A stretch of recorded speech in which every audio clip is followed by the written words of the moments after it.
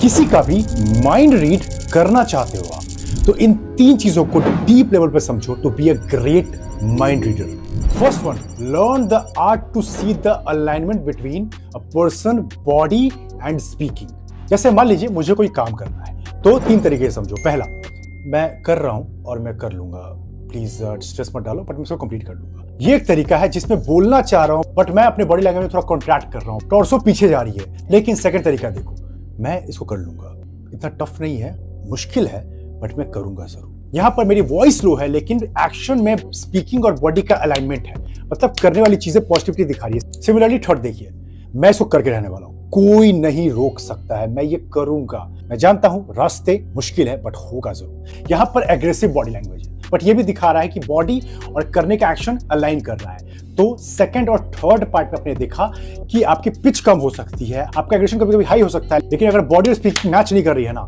तो समझ जाओ कि कुछ बातें fake. Second, become a forecaster. अगर आपको शेरलॉक होम्स याद होगा तो आपको वो बॉक्सिंग रिंग में हीरो का वो सीन याद होगा, कैसे वो एक एक मूव को पहले ही प्रेडिक्ट कर लेता है कि वो मुझे यहां से मारेगा तो मुझे ऐसे हिट करना है, फिर कैसे डॉज करना है, फिर कैसे जैब करना है, फिर कैसे हुक करना है। सिमिलरली आपको इंसान को समझना ही पड़ेगा। इंसान एक रिपीटेबल क्रिएचर, एक ही पैटर्न को most of the people in the majority part of the world on the basis of unconscious repetition करते ही हैं।